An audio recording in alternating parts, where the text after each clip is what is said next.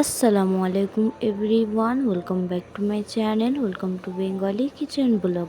Restaurant বা দোকান থেকে একটা নান কিনলে যা পয়সা লাগে ওই পয়সায় আমরা বাড়িতে বানিয়ে দেখাবো 4 থেকে 5টা বাটার নান। কিন্তু বাটার নান বাড়িতেই বানালে রেস্টুরেন্টের মতো স্বাদ হয় না। এই রেসিপিটি একদম পারফেক্ট আপনার জন্য, একদম রেস্টুরেন্টের মতো স্বাদ হবে। ভিডিওটা অবশ্যই প্রথম থেকে লাস্ট অবধি দেখতে থাকবেন এবং চ্যানেলটিকে সাবস্ক্রাইব এবং ভিডিওতে লাইক করে দেবেন। চলো দেখতে থাকি। এখানে তার জন্য আমি 1 কাপ মিল্ক নিয়ে নেব আর দিয়ে দেবো 1 কাপ দই। দিয়ে দেবো 1 চামচ লবণ, 1 চামচ বেকিং সোডা, 1 চামচ বেকিং পাউডার এবং দিয়ে দেবো 1 চামচের মতো সুগার। এখানে আমি দিয়ে দেবো 2 থেকে 3 চামচ সাদা তেল এবং দিয়ে দেবো 3 কাপের মতো ময়দা। এটা ভালো করে এবার আমরা মিক্স করে নেব।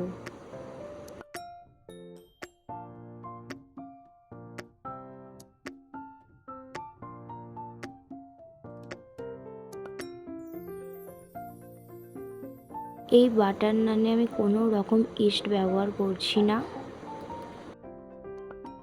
মাত্র বাড়িতে থাকা 3 থেকে 4টে ইনগ্রেডিয়েন্টস দিয়ে আমরা এই বাটার নানটা তৈরি করে ফেলতে পারবো।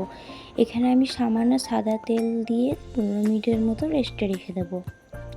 15 মিনিট পর আবার ফিরে আসলাম। এটা ভালো করে আমরা মেখে নেব। মাখানো হয়ে গেলে আমি এখানে লেচি কেটে নেব। এখানে আমি বাড়ির জন্য বানাচ্ছি বলে আমি একটু ছোটো ছোটো সাইজের লেচি করে নেব। আপনারা আপনাদের মন মর্জি লেচি করে নিতে পারেন। এখানে আমার 6টার মতো নান হবে। এবার এটা আমি বেলে নেব। সামান্য ময়দা দিয়ে দেব পিঁড়েতে এবং আমি এখানে একটা লেচি নিয়ে নেব। আমি যেরকম প্রসেসে এই ময়দাটা বেলছি সেরকমভাবে আপনাদের তৈরি করে নিতে হবে।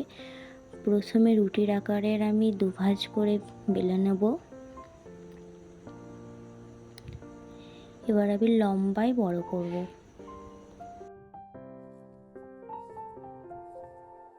লম্বায় বড় করার পরে আমি এবার একটু হাতের সাহায্যে উপরে আমি টেনে নেব, ঠিক এরকম প্রসেসে।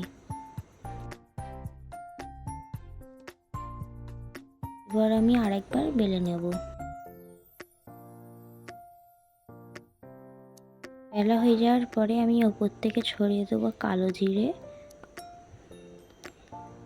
এটা ভালো করে ড্যাব করে নেওয়ার পরে আমি ওপর থেকে দিয়ে দেবো ধনেপাতা কুচি।